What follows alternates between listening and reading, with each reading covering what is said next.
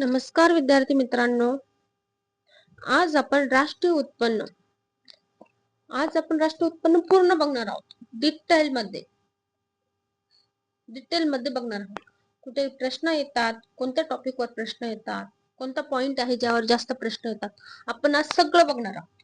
ठीक आहे. तुम्ही एक वही आणि पेन सोबत घ्या आणि जे इम्पॉर्टंट पॉइंट आहे ते लिहा. ठीक आहे. मी आज पीपीटी बनवलेली आहे, त्यातून इम्पॉर्टंट जर पॉइंट आहे ते लिहून घ्या. ठीक आहे. चला आपण स्टार्ट करू.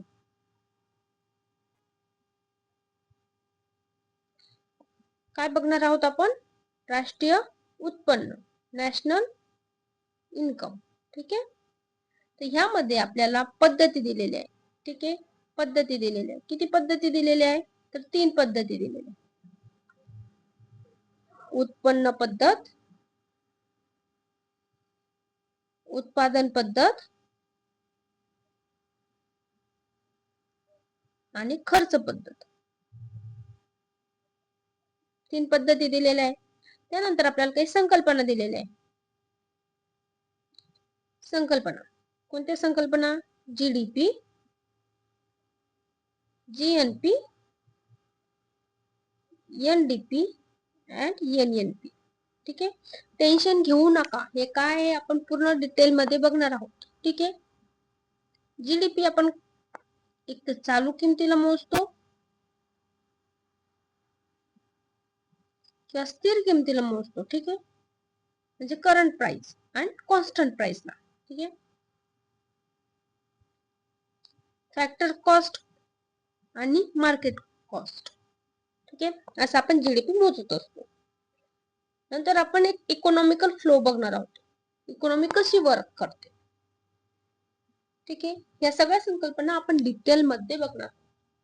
जर तुम्ही पूर्ण लेक्चर झालं ना, पूर्ण लेक्चर झाल्याच्या नंतर पुन्हा बॅक जा. जे फर्स्ट जेव्हा हे मी सांगते तेव्हा तुम्हाला बरोबर कळणार की मी कोणत्या पद्धती लिहिते. मग उत्पन्न पद्धत म्हणजे काय, उत्पादन पद्धत म्हणजे काय. ठीक आहे. तर चलो नेक्स्ट.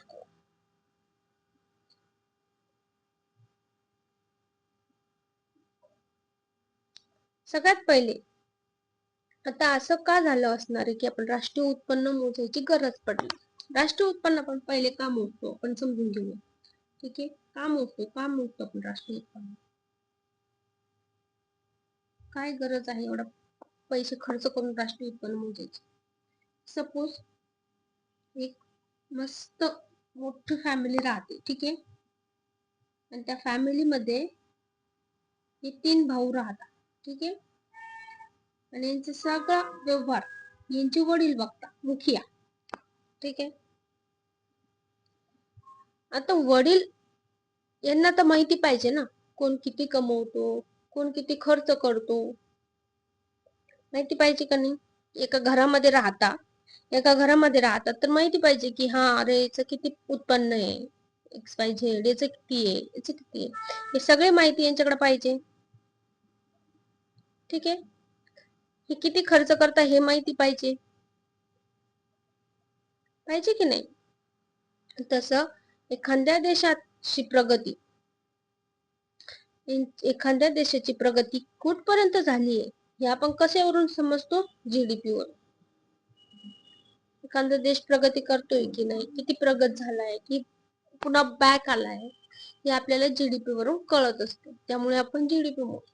जीडीपी मध्ये आपण सगळं मोजतो की कोणता व्यक्ती किती पैसे खर्च करतोय, कोणता व्यक्ती किती पैसे कमवतोय, भारतामध्ये किती उत्पादन होतंय, भारताच्या बाहेर राहणारे लोक आपल्याला किती पैसा देत आहे, आपल्या इथं बाहेरचे लोक राहणारे किती पैसा नेत आहे.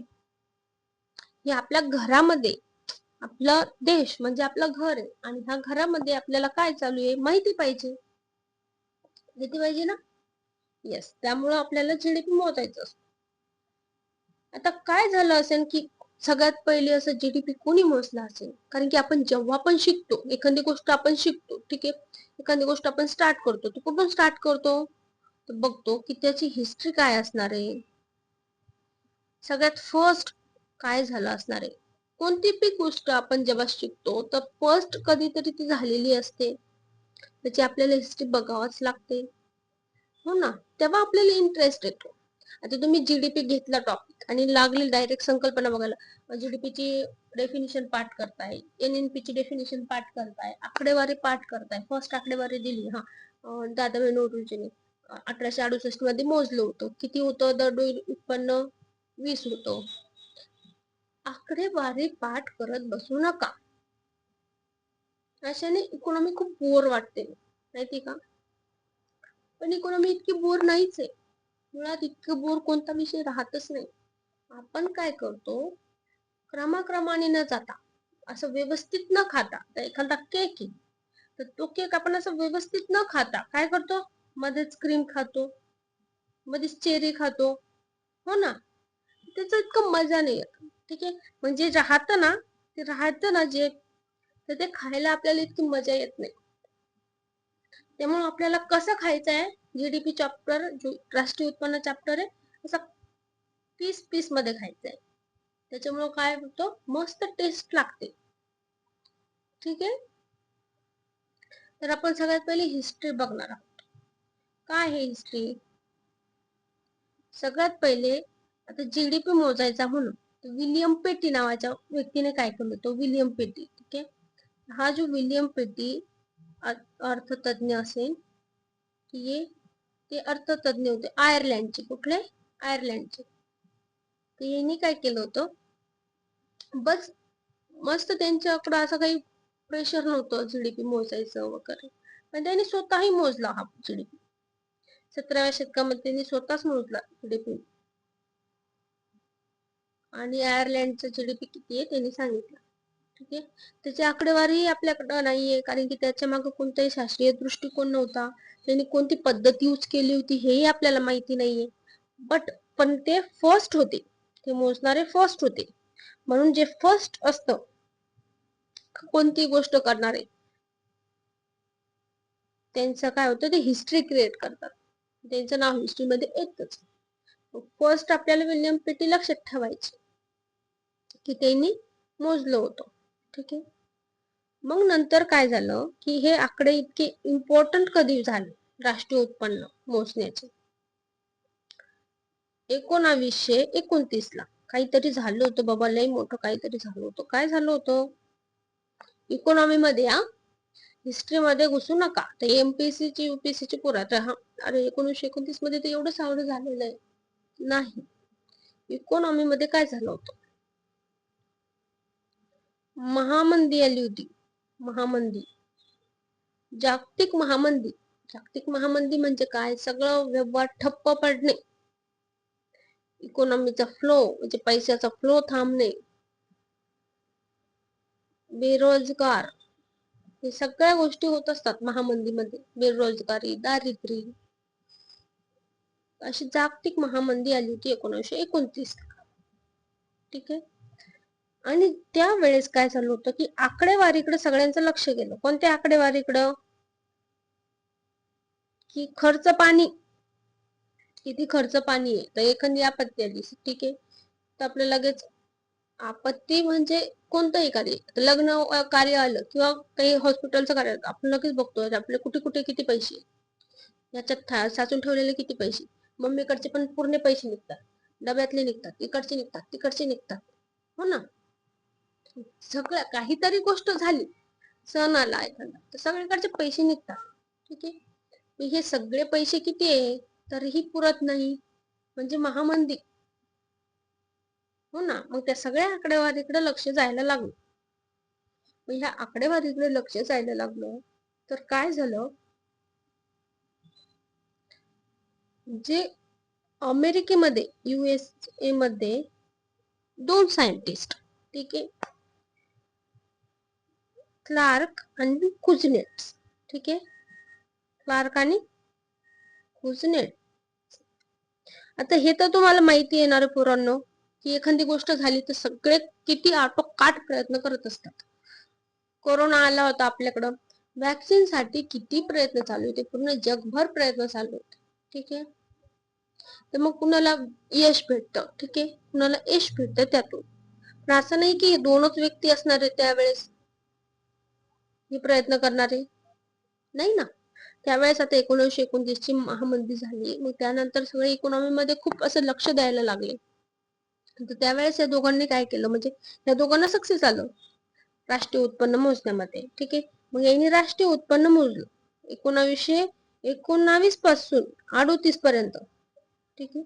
1919 पासून 38 पर्यंत यांनी काय केलं, एक USA चं राष्ट्रीय उत्पन्न मोजलं. आणि राष्ट्रीय उत्पन्न 1941 ला राष्ट्रीय उत्पन्न आणि राष्ट्रीय उत्पन्न मोजण्याची पद्धत त्यांनी दिली. ठीक आहे. पद्धत पण दिली आणि राष्ट्रीय उत्पन्न किती भरलं तेही दिलं. ठीक आहे. तर एवढं मोठं काम यांनी ह्या क्षेत्रामध्ये केलं होतं इकॉनॉमीच्या. That is the extraordinary work they had did.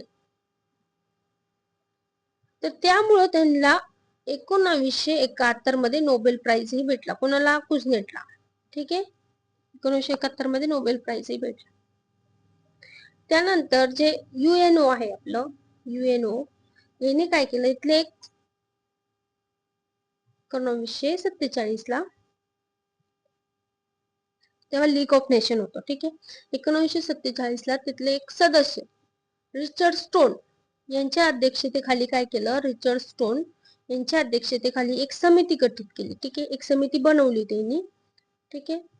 तर त्या समितीचं काम काय होतं, की आता एक अशी पद्धत डेव्हलप करा, तुम्ही एक अशी पद्धत डेव्हलप करा की आता आपल्याला कळालं की हा USA चे उत्पन्न त्यांनी एक पद्धत दिली. ठीक आहे.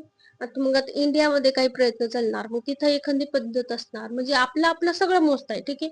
आता हा एक देश आहे, हा एक देश आहे, हा एक देश आहे, हे आता आपलं उत्पन्न मोजताय ज्या पद्धतीने मोजत असेल त्या पद्धतीनं. पण शेजारच्या घरात काय चालू आहे आपल्याला माहिती पाहिजे. ठीक आहे. आता हे तुमचं घर आहे, हे शेजारचं घर आहे, तर आपल्याला माहिती आपला खर्च किती, आपली इन्कम किती, आपण किती कमवतोय, आपला पोरगा किती कमवतोय हे आपल्याला माहिती. पण आपल्याला हे बी माहिती पाहिजे की शेजारचा पोरगा किती कमवतोय, है ना? माहिती पाहिजे का नाही? त्यामुळे मग तेव्हा आपल्याला कळेल ना आपल्या पोराची प्रगती चालू आहे की अधोगती. शेजारचा पोरगा जर जादा कमवतोय तर मी काय करणार, माझ्या पिंट्याला मारणार. बरोबर. जर पोरगा कमी कमवतोय तर मी काय करणार, बडाया मारणार. बरोबर. गंमतीचा भाग आहे हा, ते सोडा, हे सोडा. ठीक आहे. तर आपण काय केलं की देशामध्ये कम्पेअर करण्यासाठी आपण काय केलं, देशामध्ये आपल्याला कम्पेअर करायचं होतं, म्हणून यांनी काय केलं, एक समिती गठीत केली आणि त्या समितीला सांगितलं की तुम्ही काय करा, जो राष्ट्रीय लेवल म्हणजे जे देशामध्ये जो राष्ट्रीय लेखा जो गोळा होतो, देशामध्ये जो राष्ट्रीय लेखा गोळा होतो तो लेखा काय पाहिजे, समान पाहिजे, म्हणजे समान पद्धतीने गोळा झाला पाहिजे. राष्ट्रीय लेखा म्हणजे काय, आता हा जो राष्ट्रीय लेखा आहे, ठीक आहे, यामध्ये सगळंच येतं ना, इन्कम येते, खर्च येतो, सगळ्याच गोष्टी येतात. ठीक आहे. पर कॅपिटा इन्कम येते, एका डोक्याचं किती इन्कम म्हणून हे सगळं येतं. ही पद्धत काय पाहिजे, सगळ्या देशामध्ये समान पाहिजे. समान का पाहिजे, कारण की आपण जेव्हा दोन देशाला आपण जेव्हा कम्पेअर करू तर तेव्हा आपण जर समान पद्धत असेल तर कम्पेअर केल्यावर जो रिझल्ट येईल तो व्यवस्थित येईल ना. दोन पेपर दिलेले ABCD असे आपल्याला हे असतात पेपर मध्ये. ठीक आहे. आपल्याला जर A संघाचा पेपर आला आणि खूप सोपा आहे, आणि जर मित्राला B संघाचा पेपर आला खूप अवघड आहे, दोघं कम्पेअर कसं होणार, तुम्ही तर पेपर क्रॅक करून जाणार, उपजिल्हा अधिकारी होणार, हो ना. आणि मित्र तसं नसतं, तसं होऊ नये. मित्र जाणार मग मोर्चाला, हो ना. तसं होऊ नाही, म्हणून जरी संघ ABD काही असो प्रश्न समानच असतात. समान पातळीचे असतात. म्हणून ही पद्धत त्यांनी काढली होती. त्या पद्धतीचं नाव काय होतं? त्या पद्धतीचं नाव होतं United nation system of national account. United nation system of national account. याच्यानुसार जे बी तुम्ही लेखे गोळा करणारे राष्ट्रीय लेखे ते समान पाहिजे. ही पद्धत त्यांनी दिली होती 1953 ला. ठीक आहे, 1953 ला त्यांनी ही पद्धत दिली होती. आणि त्यांनाही काय झालं होतं 1984 तर हे रिचर्ड यांना काय भेटलं होतं? नोबेल प्राइज भेटलं होतं. आता काही काम मस्त मोठे काम करायचे आणि नोबेल प्राइज अर्थशास्त्रामध्ये त्यांना भेटायचं. म्हणजे सगळ्याच याच्यामध्ये भेटतो, माहिती आहे ना तुम्हाला? सगळ्याच याच्यामध्ये भेटत असतो. सोशल वर्क असो, है ना. तर त्यावेळेस 84 नोबेल प्राइज यांना भेटला होता, कारण की त्यांनी एक सिस्टीम शोधून काढली होती.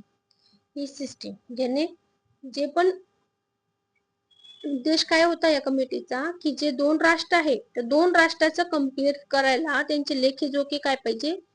समान पद्धतीने गोळा केलेले पाहिजे. बरोबर. आणि एखादा देश, ठीक आहे, एखादा देश असतो जो काय करतो? सोबत चालत नाही, त्याला वेगळं चालायचं असतं. तर त्या एखाद्या देशामध्ये जर असं होत नसेल तर त्यांनी काय करायला पाहिजे? अपेक्षा होती की त्यांनी काय करायला पाहिजे? या पद्धतीनुसारच त्याचं राष्ट्रीय उत्पन्नाचे जे लेखे आहे, राष्ट्रीय लेखे आहे, ते गोळा करायला पाहिजे. ठीक आहे, अशी अपेक्षा त्यांनी केली होती. आता त्यानंतर अजून एक आयोग ते निर्माण करतात, म्हणजे UNO. अजून एक आयोग काय करत असतात? ते बसवत असतात. तर त्याचे कोण असतं माहिती का? अध्यक्ष कोण असेल अध्यक्ष त्याला?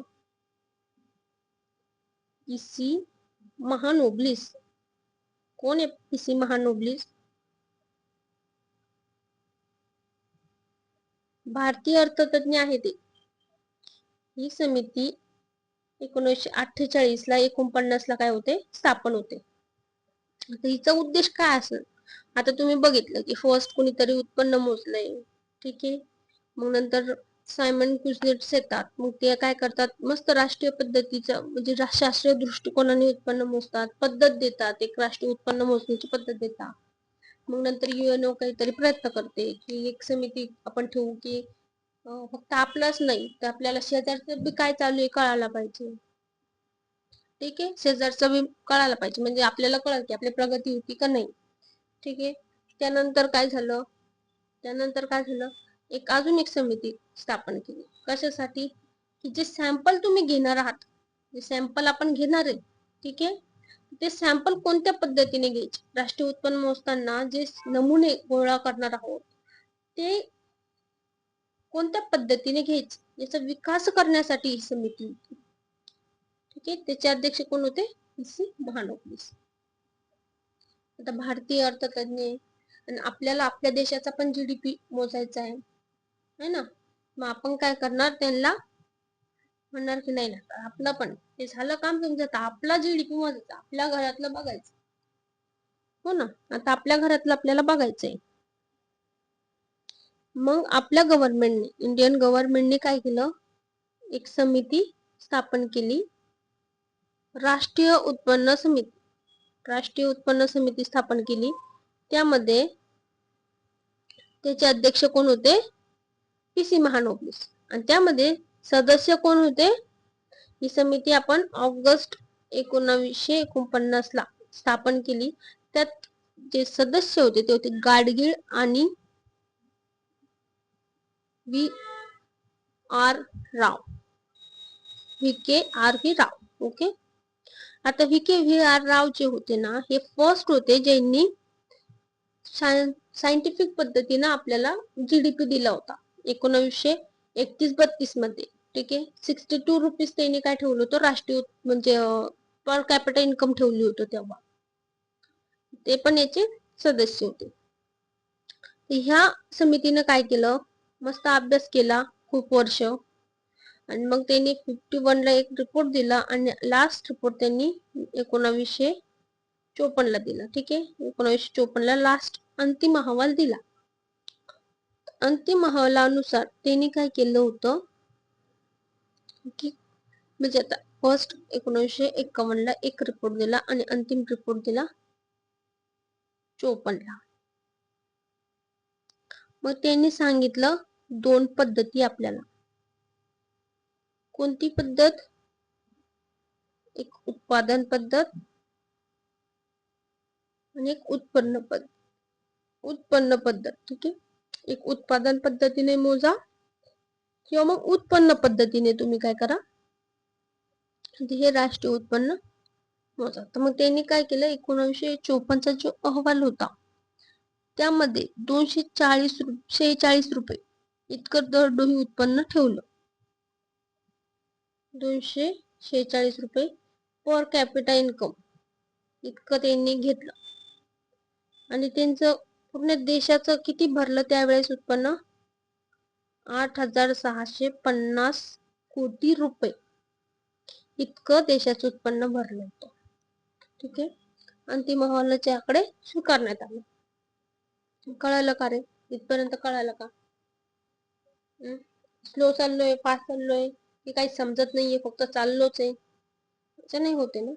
नाही म्हणजे मला असं सांगा तुम्ही सजेशन. ठीक आहे.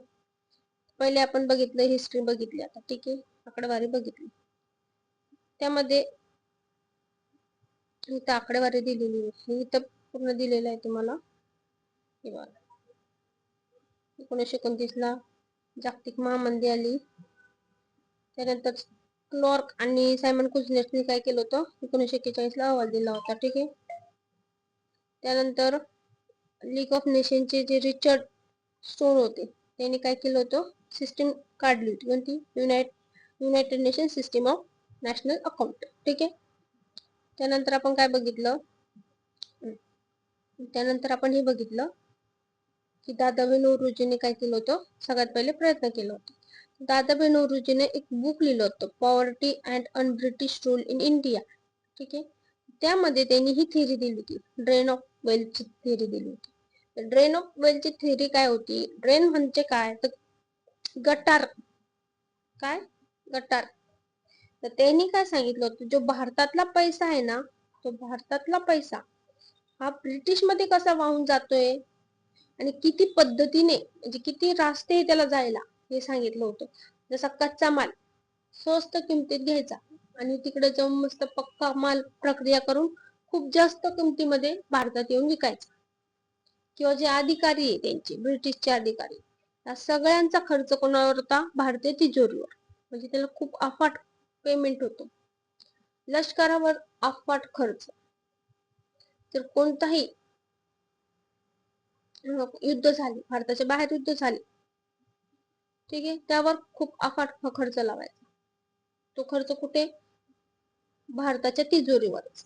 अशा अनेक गोष्टी होत्या. ठीक आहे, की ज्यामुळे काय होत होतं, आपला पैसा वाहून चालला होता तिकडे ब्रिटिश मध्ये. हे त्यांनी ड्रेन ऑफ वेल्थ मध्ये दिलेलं आहे. पहिला प्रयत्न केला होता त्यांनी राष्ट्रीय उत्पन्न मोजण्याचा. त्यामध्ये त्यांनी 20 रुपये इतकं पर कॅपिटा इन्कम घेतलं होतं आणि राष्ट्रीय उत्पन्न त्याला 340 कोटी इतकं भेटलं होतं. त्यानंतर आपण हे बघितलं, राष्ट्रीय उत्पन्न समिती अध्यक्ष पी.सी. महानोबिस आणि अहवाल दिला होता 54 मध्ये. आता यामध्ये सगळ्यामध्ये तुम्हाला क्वेश्चन कुठं विचारतात, ते हिस्ट्रीवर नाही विचारलं कोणा प्रयत्न केला, पेटीने केला की कुणी केला. ठीक आहे. इथे विचारतात की राष्ट्रीय उत्पन्नाचे समितीचे अध्यक्ष कोण किंवा कधी स्थापन झाली. जर कंबाईनचे पेपर असेल, कंबाईन BC चे, तर अंतिम अहवाल कधी दिला, तर अंतिम अहवाल कधी दिला असंही नाही विचारत. ते काहीतरी वाक्य देतात तुम्हाला 3-4, त्यात विचारलं ना की अंतिम अहवाल त्यांनी 1951 ला दिला. आपल्याला माहिती पाहिजे की अंतिम अहवाल नाही, त्यांनी 54 ला दिलेला, तर मग फर्स्ट चुकीचं आहे.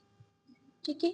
कंबाईन मध्ये जास्त तर तुम्ही बघा, कंबाईनचे जर पेपर बघितले असेल ना, आपण घेऊ कंबाईनचे, त्यामध्ये जास्त तर हेच असतं, काय चुकीचं आहे, चुकीचं ओळखायचं, इलिमिनेट करायचे असतं उत्तर. मग फर्स्ट जर दिला की अंतिम अहवाल यांनी 1951 ला दिला, ते रॉंग. ठीक आहे. यावर येतात प्रश्न तुम्हाला. इथे आकडे दिलेली, आकडेवारीवर इतके प्रश्न येतच नाही, आकडेवारीवर इतके प्रश्न येत नाही, पण हे फर्स्ट वाले तुम्ही हे तर लक्षातच राहून जातं.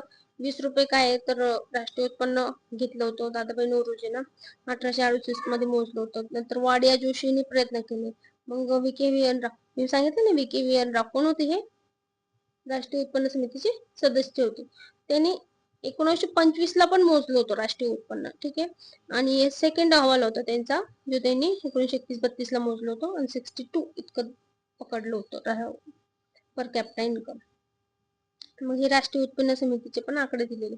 तर आकड्यामध्ये तुम्ही काय करा, हे आकडे लक्षात ठेवा. फक्त राष्ट्रीय उत्पन्न समितीचे आकडे लक्षात ठेवा, कारण की प्रयत्न तर खूप सारेच केलेले आहेत, तर ते प्रयत्न लक्षात ठेवा. ठीक आहे. पेपरला जर तुमचे कंबाईन असेल तर आकडेवारी जास्त लक्षात, म्हणजे हे आकडे लक्षात ठेवा. आणि अध्यक्ष वगैरे समिती आणि समितीचे सदस्य, मेन म्हणजे सदस्य पण तुम्ही लक्षात ठेवा. ठीक आहे. आणि जर एमपीएससी वगैरे असेल तर मग मी तुम्हाला सांगते पुढे तुम्हाला जे क्वेश्चन. ठीक आहे. आता आपण इकॉनॉमीचा फ्लो बघू की इकॉनॉमी कशी चालते तर. ठीक आहे. पहिले आपल्याला बघावं लागेल ना की इकॉनॉमी चालते कशी, काय इकॉनॉमी, तरच आपण काही समजू शकतो त्यामध्ये. आता बघा इकॉनॉमी मध्ये आपण काय केलं, हे आहे रमेशचं घर. ठीक आहे. जी सोसायटी आहे पूर्ण. ठीक आहे. सोसायटी ही सगळी सोसायटी मध्ये एक घर नसतं, खूप सारे घर असतात. ठीक आहे. आता ही झाली सोसायटी. आता बघा म्हणजे तर काय होतं, आपण म्हणजे आता फॅमिली कुटुंब आहे तर यांना काही गरजाच लागतात, गरजा राहतात ना यांच्या. काय असतं, गरजा असतात. काय गरजा असणार, काय गरजा असणार तर सगळ्यात पहिले सपोज आपल्याला, ठीक आहे, इथे तुम्ही राहता. ठीक आहे. इथे तुम्ही राहता, मस्त लेक्चर वगैरे करताय, तर तुम्हाला सांगा चहा जरी पाहिजे, ठीक आहे, साधा चहा पाहिजे तुम्हाला, तर किती इंडस्ट्री येतात बघा लाईन मध्ये. साखरेसाठी, त्यानंतर चहापत्तीसाठी, चहा पावडर साठी, हे का नाही. एखादी साखर इंडस्ट्री तुम्हाला साखर करून देते, म्हणजे साखर येते ना घरापर्यंत, तर साखरेचा आहे ना कारखाना. त्यानंतर पत्ती लागते, चहा पावडरचा पत्तीचा कारखाना आहे. कोणती पत्ती वापरतात, हा नाही येणार प्रश्न, विचारते मी. ठीक आहे. साखर, पत्ती, दूध, ठीक आहे, मिल्क, अमूल दूध पिता है इंडिया. ठीक आहे. दूध म्हणजे बघा तुम्ही, त्यासोबत एखादा ब्रेड, ब्रेडही लागन कोणाला, चहा तशी पीत नसणार कोणी लोक तर ब्रेड ही लागन. म्हणजे तुम्ही 4 इंडस्ट्री सोबत काय, 4 इंडस्ट्रीची संलग्न आहात. संलग्न म्हणजे गरज पडत तुम्हाला, म्हणजे काहीतरी मागण्या आहे. साधी चहा प्यायची म्हणलं तर इतकं सारं येतं, तर कुटुंब म्हणलं तर काय मागण्या आहे. ठीक आहे. तर मग मागण्याचा पुरवठा करणारे पण लोक सोसायटी मध्येच असतात. ठीक आहे. आता इथे कुठेतरी एक व्यक्ती राहतो, तुम्ही करताय एक्झामची तयारी, पण आता इथे एखादा व्यक्ती असतो त्याला बिझनेस करायचा आहे, मग त्यांनी ओळखलं. ठीक आहे. त्यांनी काय ओळखलं, हा इथे मस्त एखादा बिझनेसमॅन राहतोय, यांनी ओळखलं की अरे डीमार्ट मध्ये, मार्केटमध्ये काय आहे, कशाची डिमांड आहे, ब्रेडची डिमांड. ठीक आहे. आता मी काय करणार, ब्रेडची मागणी पूर्ण करणार आहे यांची. काय ओळखलं त्याने की ब्रेडची मागणी मी आता पूर्ण करणार. मग तो काय घेणार, आता त्याच्याकडे काहीच नाहीये, बस त्याच्याकडे आयडिया आहे की मी ब्रेड तयार करणार, बाकी काहीच नाहीये. ठीक आहे. मग तो काय करणार, विचार करणार आणि काय करणार, तर एखादा आहे शेठ वगैरे त्याच्याकडून जमीन घेणार. या शेठकडून त्यांनी जमीन घेतली. ठीक आहे. घेतली जमीन. आणि मेन म्हणजे इकॉनॉमी मध्ये काय असतं, सगळं टू साइडेड असतं, इथं वन साइडेड वगैरे काही नसतं. इथे सगळं टू साइडेडच असणार. एका हाताने द्या आणि दुसऱ्या हाताने घ्या, पहिले द्या आणि मग नंतर घ्या, बरोबर. आता याने काय केलं, ह्या शेठकडे जमीन मागितली. ठीक आहे. तर ह्या जमिनीबद्दल तो काय करणार, त्याला खंड देणार, भाडं देणार. खंड माहिती ना, रेंट, रेंट देणार, रेंट जमिनीबद्दल. ठीक आहे. आता इथे समजा एखाद्या तुम्ही शहरामध्ये तुम्हाला दुकान ओपन करायची, स्वतःची जागा घेऊन दुकान ओपन करता का रे, नाही ना. एखादी जमीन तुम्ही जी काय गाळा असेल किंवा एखादी दुकान असेल ती विकत घेतात, मग त्या दुकानाचे जे बी भाडं असेल ते भाडं देतात त्यांना, महिना भाडं देतात त्या जमिनीवर, जागेचं भाडं देतात. म्हणजे जमीन घेतल्यावर काय करणार तुम्ही, जमिनीचं रेंट देणार, जमिनीचं काय करणार, रेंट देणार. ठीक आहे, आता त्याच्याकडे जमीन आली, जमीन तर आली त्याच्याकडे, आता त्याला ब्रेड बनवायचे, तर जमिनीवर डायरेक्ट झालं ब्रेड बनवायला काय लागणार त्याला, आता त्याला लागणार भांडवल. मग आता एखाद्या सावकाराकडे जाणार, इथं कुठेतरी सावकार बी राहतो त्याच्या सोसायटीत, सावकाराकडून काय घेणार तो, भांडवल घेणार. भांडवल मध्ये काय येतं, एक तर पैसा पण येतो आणि वस्तू पण येते, म्हणजे त्याच्याकडे ऑलरेडी काही बनवण्यासाठी यंत्र वगैरे असेल तर तो ते पण घेऊ शकतो. ठीक आहे, पैसा जर घेतला त्याने तर तो काय करणार, इंटरेस्ट देणार, व्याज देणार. ठीक आहे, पैसा घेतला तर तो काय करणार, व्याज देणार. आणि दुसरं काही भांडवल घेतलं त्याने तर तो काय करणार, त्याच्यावर जे बी प्रॉफिट होईल, जे बी नफा असेल ते त्याला देणार. एक हात से दो, एक हात से लो. बरोबर, समजते का रे, बरोबर ना. झालं, त्याच्याकडे आता भांडवल आलं, म्हणजे त्याच्याकडे पुरासा पैसा आला, त्याच्याकडे आता हे यंत्र पण आलं आणि पुरासा पैसा आला, तर त्याने काय केलं, कच्चा माल पण घेतला. ठीक आहे, झालं. आता तो मस्त बसन रात्रभर पाव बनवून, झोपणार नाही, रात्रभर बनवत राहील, कारण एवढ्या सोसायटीला पाव पुरायचे. बरोबर का नाही, त्याला कोणीतरी लागेल ना मदतीला, एकटा कसा करणार तो. इथेच कोणीतरी अभ्यास करणारे व्यक्ती राहतात आणि ते पार्ट टाइम जॉब करायला इथे जातात, पार्ट टाइम म्हणा फुल टाइम. ठीक आहे, हे दोन व्यक्ती, दोन तीन, त्याला जितके लागन ते त्यांना काय करणार, कामावर ठेवणार. म्हणजे हे काय करताय, त्याला श्रम देत आहे, श्रम. श्रमाच्या बदल्यात काय देणार, वेजेस, सॅलरी, सॅलरी देणार का नाही. बरोबर, आता त्याच्याकडे काय आलं, मस्त दोन व्यक्ती पण आले काम करायला. ठीक आहे, मस्त काम करताय, मस्त त्यांनी ब्रेड बनवला, ते गेम येतो का रे एक, मस्त ब्रेड पिझ्झा बनवतात मग विकायला इथं, तसं त्याने ब्रेड बनवलाय, तर मस्त. पण ते ढीग लावून ठेवू शकतो आपण तिथं, इथं ढीग लावायची गरज नाही. त्यांनी काय केलं होतं, कुणाची तरी मागणी पूर्ण करण्यासाठी एवढा खटाटोप गेला होता. ठीक आहे, आता यांनी काय केलं, एकाने जमीन दिली म्हणून त्यांनी रेंट दिलं, एकाने त्याला भांडवल दिलं म्हणून त्यांनी प्रॉफिट किंवा इंटरेस्ट दिला, कुणीतरी त्याला श्रम दिलं म्हणून त्यांनी वेजेस, सॅलरी दिली. बरोबर, आता त्याची बारी, आता कुणाची बारी, आता याचं नाव ठेवू ना आपण, एवढं मोठं बेकरी केली त्यांनी, याचं नाव ठेवू आपण अशोक. ठीक आहे, तर ह्या अशोकची बारी, हा आता देणार आणि मग घेणार. हे ब्रेड आहे, या सोसायटी मध्ये देणार तो आता सगळ्यांना, आणि यांच्याकडून काय करणार, त्या ब्रेडची किंमत घेणार. ठीक आहे, त्या ब्रेडची किंमत घेणार, ब्रेडची किंमत त्यांनी ठेवली, सगळा त्याचा घसारा जो मायनस करून जी किंमत ठेवली, त्या किंमतीला तो विकला. ठीक आहे, पण तुम्हाला कळालं का, जमीन बद्दल त्यांनी काय केलं, रेंट दिलं. भांडवल बद्दल त्यांनी काय केलं, इंटरेस्ट किंवा प्रॉफिट दिला. आणि श्रम बद्दल त्यांनी काय केलं, वेजेस दिले. आता हे लक्षात ठेवा बरं का रे, हे लक्षात ठेवा, इम्पॉर्टंट आहे, कळालं. आता दुसरं आपण काय बघितलं, एका फॅमिली बद्दल, म्हणजे आपण काय बघितलं, एक फॅमिली. ठीक आहे, आणि हे अशोक बेकरी. ठीक आहे, म्हणजे कुटुंब संस्था आणि इंडस्ट्री मध्ये काय नातं आहे हे आपण बघितलं. आता कुटुंब संस्था आणि इंडस्ट्री दोनच एक आहेत, म्हणजे झालं की देशामध्ये दोघच व्यक्ती आहे, एवढंच, दुकानदारीने आपण. आता याच्याकडे खूप पैसा जर गोळा झाला तर ते कुठं ठेवणार एवढा मोठा पैसा, कुठे तर पाहिजे ना त्याला तिजोरी. घरात जर ठेवलं तर याच सोसायटी मधला कोणीतरी येणार आणि त्याची तिजोरी फोडणार, घर फोडणार, हो की नाही. तो काय करतो, तिसरा फॅक्टर आहे बँक, बँकेमध्ये ठेवणार पैसा. आणि आपला रूल काय आहे, इकॉनॉमी मध्ये रूल काय आहे, लक्षातच ठेवायचा रूल. काय रूल आहे, एक हात से लो, एक हात से दो. बरोबर, रूल लक्षात ठेवायचा. बँकेमध्ये तो काय करणार, पैसे ठेवणार. ठीक आहे, आता बँक पण काय असं हे नाही की मी सांभाळते तुमचा पैसा, द्या मी सांभाळते तुमचा पैसा. नाही, ती का सांभाळते आपला पैसा? कारण तिला काय करायचा असतो, हा पैसा यूज करायचा असतो, समोर यूज करायचा असतो ना हा पैसा, म्हणून ती सांभाळते. ठीक आहे. बँकेत पैसा ठेवला, बँक त्यांना काय देणार, बदल्यात काहीतरी द्यायला पाहिजे. गुंतवणूक कर्ज देणार. काय देणार? गुंतवणूक कर्ज. आता याचा बिझनेस मोठा झालाय, हा आता एखाद्या सावकाराकडे जात नसतो.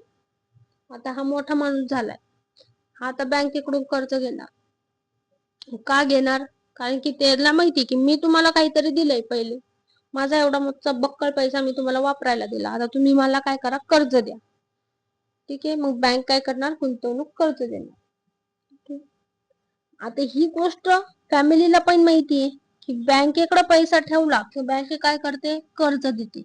मग फॅमिलीतली जी बचत आहे, फॅमिली बी काय करत असते, बँकेत ठेवते. आणि ठेवायला पण पाहिजे, घरात डब्यामध्ये साचून नाही ठेवायचा पैसा. काय करायचं, बँकेत ठेवायचा. सोन्यात गुंतून नाही ठेवायचा, बँकेत ठेवायचा. त्याचा फायदा होतो. सोन्यात ठेवलं, डब्यात ठेवलं, जात्याखाली ठेवलं, एखादा येतो दरोडे घालून पैसा घेऊन जातो, मग येतं पेपरात. ठीक आहे. तसं करायचं नाही, बँकेत पैसा ठेवायचा. बँक काय करते, एक हातचे लो एक हातचे दो. तुम्हाला काय करेल, उपभोग्य कर्ज देईन. उपभोग्य कर्ज म्हणजे काय, तुम्हाला असं कर्ज देईन ज्यातून तुम्ही लघु उद्योग सुरू करू शकता, कोणताही ग्रह उद्योग सुरू करू शकता. असा पैसा तुम्हाला बँक कधीही देऊ शकते, जर तुमच्या चांगल्या बचत किंवा चांगला पैसा, तुमचे जे ट्रान्झॅक्शन चांगले असेल तर. व्यवहार चांगला आहे, बँकेला कळलं की या व्यक्तीचा व्यवहार चांगला आहे, देते बँक कर्ज देते. ठीक आहे. कळलं, या दोघांमधलंही तुम्हाला काय रिलेशन आहे कळलं, यांचं कळलं. आता सगळ्यात मोठा जो असतो मुखिया, तो येतो आता पिक्चर मध्ये. कोण आहे मुखिया, कोण आहे, गव्हर्नमेंट. गव्हर्नमेंटचे काय नातं असणार या सगळ्यांशी, गव्हर्नमेंट म्हणतो तू इतका पैसा कमवलाय, बक्कळ पैसा झाला तुझ्याकडं, आता तू मला काय कर, कर दे. काय कर, टॅक्स दे. मग हा टॅक्स दे, तो टॅक्स दे, उत्पन्न टॅक्स दे, फलाना दे, ढमकन दे. ठीक आहे. तो हा पण काय करणार, देणार. का देणार, कारण की ही त्यांनी जमिनीचा खंड दिला, जी सावकाराची जमीन होती, तर मी सगळं देश चालवण्यासाठी, देश चालवण्यासाठी जे देशाची जमीन आहे त्याचा तर पैसा द्यावा लागेल ना आपल्याला, की आपण असं कुठून घेतली काय ती जमीन. त्यांनी जो बी पैसा कमवला कुठून कमवला, देशाच्या नागरिकाकडून. कुठं कमवला, देशात राहून, देशाच्या जमिनीवर. पैसे आता तो कर कोणाला देणार, देशाच्या सरकारला, देशालाच देणार. ठीक आहे. तो कर देणार. पण गव्हर्नमेंट म्हणतं नाही, अरे इकॉनॉमीचा रूल आहे, एका हाताने घ्यायचं मग एका हाताने द्यायचं. मी बी तुम्हाला काहीतरी देणार. काय देऊ, खर्च देतो, खर्च आणि अनुदान देतो. ठीक आहे. खर्च, अनुदान, सबसिडी देतो. सरकार यांना काय देतो, सबसिडी, खर्च, अनुदान देतो. ठीक आहे. म्हणजे काय, की सूट देतो बाबा, काही काही गोष्टीत मी तुम्हाला सूट देतो, काही काही गोष्टीवर तुम्हाला खर्च देतो. म्हणजे काय होईल, की बाकी पण अशा ज्या तुमच्यासारख्या बेकरी इंडस्ट्री काय होईल, उभा राहील. मग त्या उभा राहिल्या की त्या बी मला काय करण, कर्ज देईल, है ना, कर देईल, कर देईल, सॉरी कर देईल, है ना. तर मग हे जे पैसे असतात त्याच्यामुळे काय करू आपण, देशाचा विकास करू. त्यामुळे तुम्ही मला कर देत राहा, बरोबर. मग आता फॅमिली संस्था कुठंच मागं नसते. आणि सरकार बी, सरकार म्हणतो जसं इतकं तुम्ही करताय की त्यांनी बँकेत पैसे ठेवले त्यांच्याकडून, मग तुम्हाला कळालं की ते कर्ज वगैरे देतात, है ना. तसं मी आता यांच्याकडून घेतलाय कर, मग तुमच्याकडून बी कर घेणार. ठीक आहे. कर कसे असतात, प्रत्यक्ष अप्रत्यक्ष कर असतात, ते आपण पुढे बघू. ठीक आहे. कोणते प्रत्यक्ष कोणते अप्रत्यक्ष कर पुढे बघू आपण. तर इथे काय आहे की फॅमिलीवर पण काय केलेला असतो, कर लावलेला असतो. ठीक आहे. जीएसटी, जीएसटी सगळ्यांना माहिती आहे ना, अप्रत्यक्ष कर येतो जीएसटी, सगळ्यांना माहिती, सगळे देतात, हो ना. तर जीएसटी कर आपण सरकारला देतो, त्या बदल्यात सरकार काय करतं, आपल्याला योजना देतो, योजना अनुदान असं आपल्याला देत असतो. तुम्ही एक गोष्ट माहिती का तुम्हाला, बघा सगळ्यात पैसा जास्त जे करच्या रूपामध्ये पैसा कुठून जात असेल सरकारला, सगळ्यात जास्त कुठून जातो, म्हणजे सिनेरिओ बघून एक विचार करा ना, इकडून जातो सगळ्यात जास्त पैसा, कर मध्ये इकडून जातो, आणि सगळ्यात जास्त पैसा सरकार कुठे खर्च करतो, इकडे करतो. ही रियालिटी आहे, ही रियालिटीच आहे, पण ही रियालिटी मानत नाही ना लोक. ठीक आहे, इकॉनॉमिक फ्लो बघितला आपण, इकॉनॉमिक फ्लोच मी दिलेली इथे डायग्राम दिलेली बघा तुम्ही, काय रिलेशन आहे म्हणजे ही उद्योग संस्था आहे, कुटुंब संस्था आहे. कुटुंब संस्था काय करणार, जमीन, श्रम, भांडवल देणार, त्या बदल्यात ते खंड देणार. जमिनी बदल्यात खंड, श्रम बदल्यात वेतन, भांडवल बदल्यात कोणतं नफा किंवा व्याज देणार. आणि जर त्यांनी पाव विकले, वस्तू वगैरे काही बी वस्तू सेवा दिल्या, तर ते काय करणार, खर्च देणार कुटुंब संस्थेला वापस. नंतर इथं वित्तीय संस्थाचं आणि उद्योग संस्थाचं रिलेशन बघितलं, ते काय करणार, बचत ठेवणार, खर्च देणार. इथे बचत ठेवणारी उपभोगी खर्च देणार. बँकेचे बघितलं, बँका काय, सरकार काय करणार, कर घेणार, अनुदान देणार. ठीक आहे, इकडून कर घेणार, योजना देणार. बघितलं नाही आपण.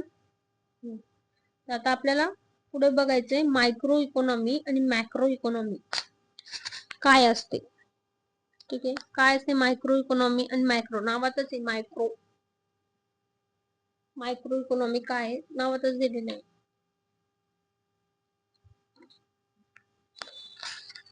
मायक्रो इकॉनॉमी म्हणजे एकदम तुमच्या अशा गल्लीत सुरू झालेला, तर एक देशामध्ये तर मोजतोच ते, ठीक आहे, ते जाऊ द्या, पण एखाद्या तुमच्या अशा गल्लीमधला व्यवहार, ठीक आहे, तुमच्या गल्लीतला व्यवहार, समजा तुम्ही की अशोक बेकरी आहे बघा, हे त्याच्यात जेव्हा छोटी असती बेकरी स्टार्ट केलेली असती, त्याने 20 रुपये पावची किंमत ठेवलेली. ठीक आहे, आता गेला हा रमेश, ठीक आहे, रमेश बघितलं होतं ना, रमेशला जरूरत आहे.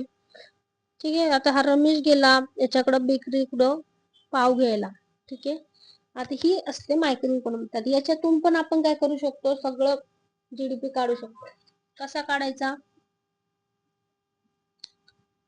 जर आपल्याकडं 3 पद्धती, काय आहे, इन्कम पद्धत, ठीक आहे, त्यानंतर प्रोडक्शन, आणि नंतर एक्सपेंडिचर म्हणजे खर्च. इन्कम मध्ये इथं कुणाचं इन्कम झालेलं दिसतंय तुम्हाला, रमेशचा तर खर्च झाला ना भाऊ, 20 रुपये खर्च करून आला, तो पाव घेऊन आला. इन्कम कोणाचं झालंय, जो सकाळी सकाळी मस्त आंघोळ बिंगोळ करून पूजा पाठ करून त्याचा जे उत्पन्न विकायला बसलेला आहे, जे माल आहे तो विकायला बसलेला आहे, त्याचं काय झालं, इन्कम. किती इन्कम झालं, 20 रुपये. ठीक आहे, प्रोडक्शन म्हणजे काय, ती अंतिम वस्तूची किंमत किती आहे. आता हे सगळं इन्कम मेथड वगैरे सगळं मी तुम्हाला डिटेल मध्ये सांगणार आहे. ठीक आहे, आता फक्त फोकस करा मायक्रो इकॉनॉमीवर. जे शिकवतोय ना आपल्याला, मी म्हंटल ना आपल्याला केक कसा खायचा आहे, पीस मध्ये खायचा आहे, मस्त कट करून खायचा आहे. ठीक आहे, हळूहळू खायचा आहे. अरे इथं मायक्रो इकॉनॉमी समजते, अरे इथं हे नका करू का, इन्कम म्हणजे कसं काय आणि प्रोडक्शन म्हणजे काय, ही पद्धत काय, याची डेफिनेशन काय, शिकवणार, सगळं शिकवणार, ट्रस्ट मी. जर तुम्हाला हे नाही कळलं, तुम्ही मला सांगा काय नाही कळलं, मी पुन्हा लेक्चर घेईन. ठीक आहे, आता इथं प्रोडक्शन, अंतिम वस्तूची किंमत किती लागली, 20 रुपये.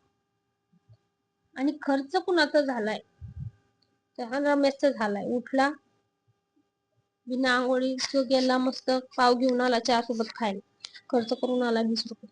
ठीक आहे, खर्च कुणाचा झाला, 20 रुपये रमेशचा झाला. तर आपण कोणत्याही पद्धतीनं उत्पन्न मोजलं तर आपल्याला असं मोजावं लागतं. ठीक आहे, ही झाली मायक्रो इकॉनॉमी. Micro economy. आता आपण पुढं जाऊ ना, आता पुढं आपण हे पद्धतीवर, उत्पन्न पद्धत आणि उत्पादन पद्धत. ठीक आहे, ब्लँक स्लाइड नाही का इथं, हा इथं आहे. उत्पन्न पद्धत म्हणजे काय, उत्पन्न पद्धत म्हणजे काय हे बघू आपण पहिले. ठीक आहे, उत्पन्न पद्धत म्हणजे राष्ट्रीय उत्पन्न म्हणजे काय, ते एका आर्थिक वर्षात देशांतर्गत संस्थांनी कमावलेलं उत्पन्न. बरोबर, म्हणजे देशांतर्गत म्हणजे भारतात. ठीक आहे, आपल्या भारतात ज्या संस्था आहे, ज्या इंडस्ट्री आहे, त्यांनी जितकं कमावलेलं आहे, इंडस्ट्री म्हणजे इंडस्ट्री असो, लोक असो, ठीक आहे, लोक पण राहतात ना, लोक असो, इंडस्ट्री असो, यांनी एका वर्षामध्ये जितकं कमावलं तितकं म्हणजे राष्ट्रीय उत्पन्न. ठीक आहे, आता या शब्दातच काय आहे, पूर्ण ह्या व्याख्येमध्येच काय आहे, त्यांनी सगळं समजून सांगितलेलं आहे. काय समजून सांगितलंय, एका वर्षात पाहिजे. काय पाहिजे, एका वर्षात पाहिजे, देशाच्या सीमेच्या आत पाहिजे. ठीक आहे, तिसरा कोणतं इम्पॉर्टंट आहे, कमावलेलं. काय, कमावलेलं म्हणजे जे नाही कमावलं ते राष्ट्रीय उत्पन्नात येणार नाही. आता कमावलेलं म्हणजे याच्यामध्ये बेरोजगार भत्ता जर कोणाला देतोय तर ते उत्पन्न झालं का रे, नाही ना.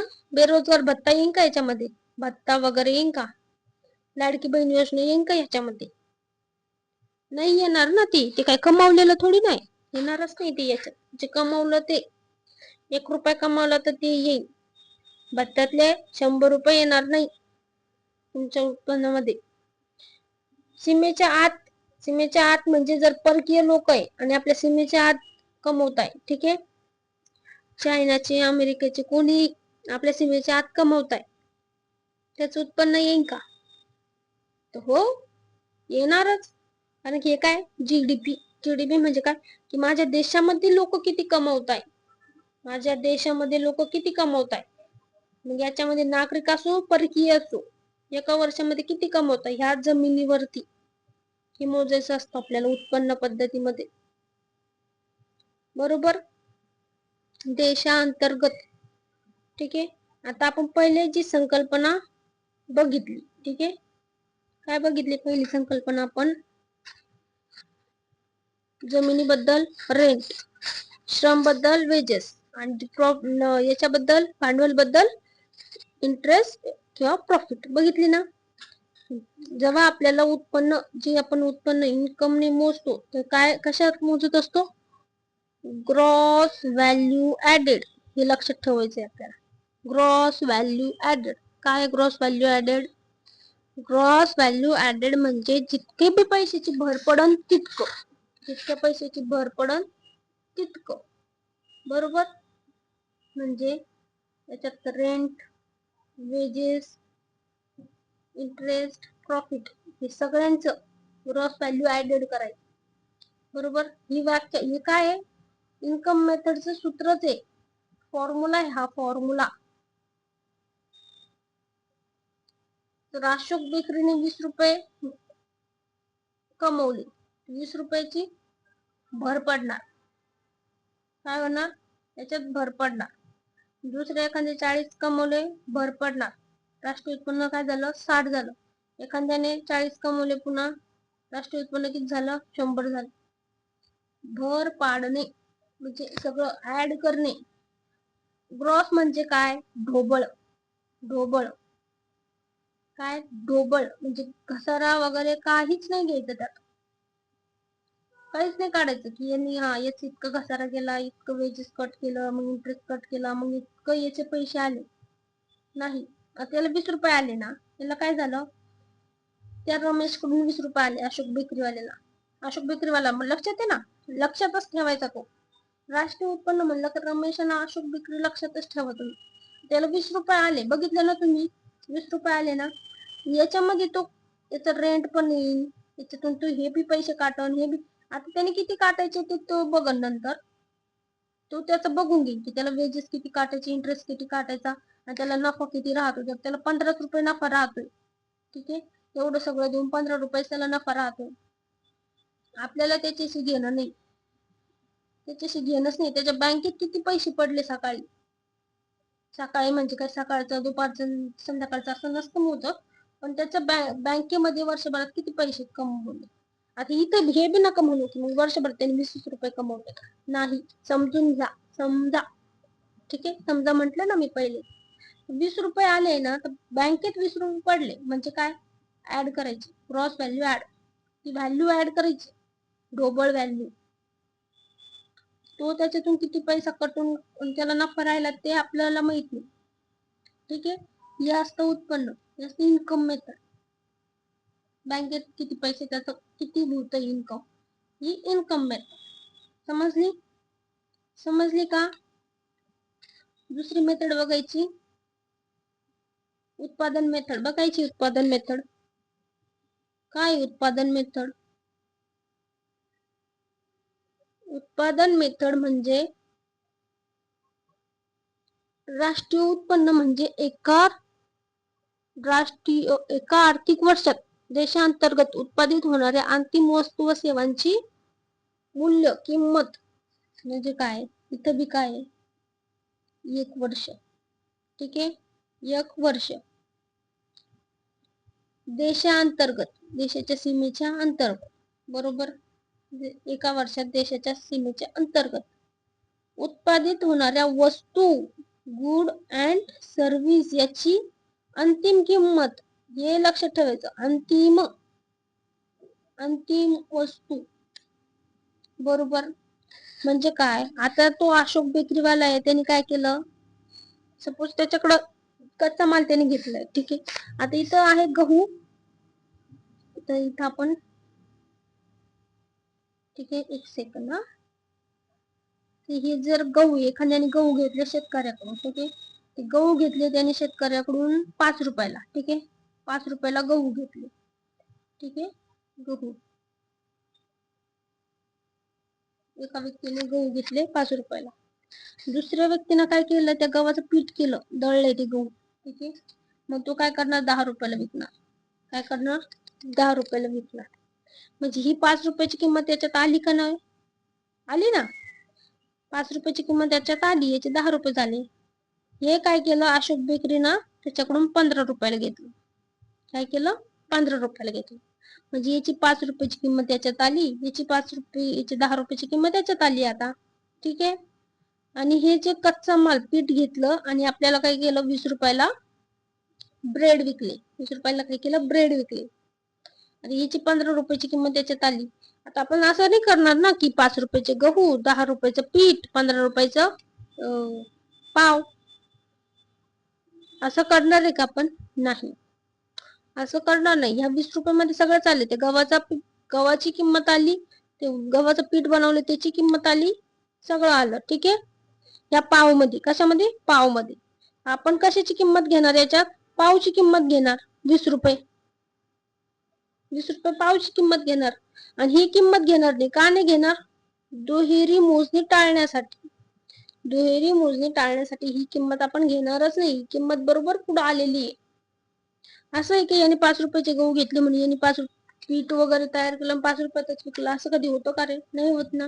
एखादा तुम्ही शर्ट घेतलाय, ठीक आहे, ते शर्ट घेतलाय 500 रुपयाचं कॉटन आहे. ठीक आहे, 500 रुपयाचं कॉटन एखाद्याने घेतलं, त्याचा कपडा बनवून 600 रुपयाला ते काय म्हणते त्याला, ते कपडा विकला एखाद्याला. मग त्या कपड्याचं शर्ट वगैरे मस्त बनवलं त्यांनी आणि तो दिला तुम्हाला 1000 रुपयाला. ठीक आहे, याच्यात सगळी किंमत येते का नाही. ते असं थोडी आहे, 600 रुपये घेतलं फुकट मेहनत करून तुम्हाला 600लाच दिलं किंवा 500ला दिलं, असं नाही होत. ठीक आहे, त्यामुळे अंतिम किंमत मोजावी लागते वस्तूची. गहूची किंमत मोजायची नाही, पिठाची मोजायची नाही, ब्रेडची मोजायची डायरेक्ट. यात मध्ये सगळीच येते किंमत. ठीक आहे, आणि आता आपण अशोक बेकरी मध्ये काय बघितलं होतं, आली का अशोक बेकरी पुन्हा. अशोक बेकरी मध्ये 20 रुपयाचा पाव ठेवला होता त्यांनी. काय केलं होतं, 20 रुपयाचा पाव ठेवला होता, बरोबर. इथं बी आपण काय केलं, इथं बी आपल्याला माहिती, आपण काय करतो, ग्रॉस व्हॅल्यू ऍडेड घेतो. काय करतो आपण, ग्रॉस व्हॅल्यू ऍडेड घेतो. पण इथं सूत्र चेंज झालं. आता आपल्याला काय करायचंय, उत्पादित होणाऱ्या गोष्टीची अंतिम किंमत मोजायची. म्हणून गुड अँड सर्व्हिस, वस्तू आणि सेवा, वस्तू आणि सेवा मायनस काय करायचंय, आयसी. आयसी म्हणजे काय, इंटरमिडिएट कन्झम्पशन. इंटरमिडिएट कन्झम्पशन म्हणजे काय? गहू आणि पीठ. इंटरमिडिएट कन्झम्पशन म्हणजे काय? गहू आणि पीठ मायनस करायचंय आपल्याला, बरोबर ना? वस्तूची आणि सेवाची अंतिम किंमत मोजायची आणि इंटरमिडिएटली जे बी कन्झम्पशन ते काय करायचं? मायनस करायचं. काय? उत्पादन म्हणजे किती? 20 रुपये. त्या पावची किंमत किती आहे? 20 रुपये. दुहेरी मोजणी करायची नाही ना. तर जीडीपी किती भरण? खूप जास्त भरण. जीडीपी मध्ये भारत 1 नंबर ठरण आणि इकडं कुपोषण होतंय सगळंच होतंय. नाही जमत ते. एक वस्तू एकदाच मोजावी लागते, अंतिम वस्तूच मोजावी लागते. समजलं? तिसरं काय आपलं? खर्च पद्धत. काय आहे तिसरं? खर्च पद्धत. खर्च पद्धत मध्ये काय? किती खर्च केला? एका आर्थिक वर्षात देशांतर्गत कुटुंब संस्थांनी, उद्योग संस्थांनी किंवा सरकारने किती खर्च केला, हे सगळं त्यामध्ये येतं. ठीक आहे. म्हणजे काय? Cross value added. आपण क्रॉस व्हॅल्यू ऍडेडला सगळं मोजतो, म्हणजे व्हॅल्यू ऍड करणे जीडीपी मध्ये. तर कन्झम्पशन, किती कन्झम्पशन केलंय किंवा किती इन्व्हेस्ट केले. आता खर्च म्हणजे पैसा जाणे. तर पैसा कुठे जाऊ शकतो?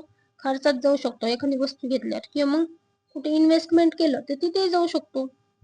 पैसा पॉकेट मधून जाणे म्हणजे काय? खर्च पद्धत.